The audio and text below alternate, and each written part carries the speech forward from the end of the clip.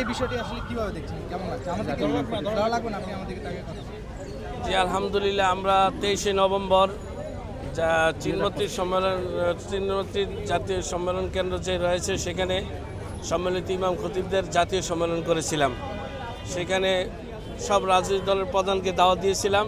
তো সেখানে আজকের যিনি প্রধানমন্ত্রী তারেক রহমান সাহেব তিনি সেখানে ঘোষণা দিয়েছিলেন যে ওনারা যদি ক্ষমতায় যান তাহলে তারা ইমাম মুয়াজ্জিন খতিব এবং বিভিন্ন ধর্মীয় নেতৃবৃন্দদেরকে তারা সম্মানী ভাতার ব্যবস্থা করবেন। তো আমাদেরকে অনেকে অনেক কথা বলেছে, নির্বাচন আগে অনেক কথাই বলি চড়ায়, কিন্তু পরবর্তী মনে থাকে না। কিন্তু আমার একটা দৃঢ় বিশ্বাস ছিল, যার পিতা প্রেসিডেন্ট ছিলেন, শুধু প্রেসিডেন্টের মৃত্যুকালেও সবচেয়ে বড় জানাজা তার হয়েছে, জনপ্রিয় ছিলেন।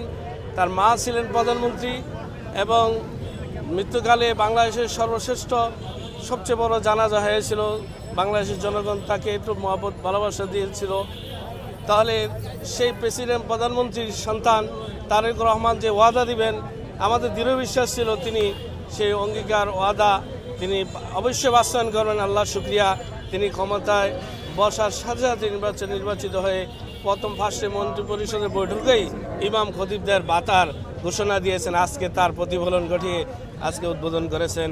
এই জন্য আমরা জনাব সম্মিলিত ইমাম খতিব পরিষদের পক্ষ থেকে জনাব তারেক রহমান সহ বিএনপি সরকারকে ধন্যবাদ জানাই এবং কাজ এগিয়ে নেওয়ার জন্য আহ্বান জানাই। আমরা তাদের পাশে আছি, সহায়তা আছি দেশ উন্নয়নের এবং দেশ এগিয়ে নেওয়ার।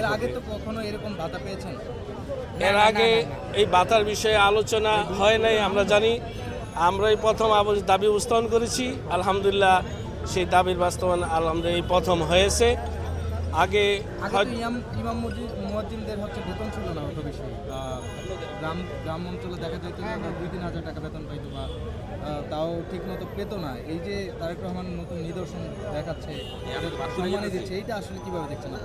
এটা আমরা নিজেরাই তো দাবি করেছি, এটা রাষ্ট্র এবং তা রাষ্ট্রের জন্য উপকার হবে এবং সমাজ গঠনে রাষ্ট্র গঠনে এরা একটা মাইলফলক হিসাবে উনি তার কাজ উনি শুরু করেছেন এবং আমরাও এটা মনে করি হিসেবে আমরা দাবি জানিয়েছিলাম।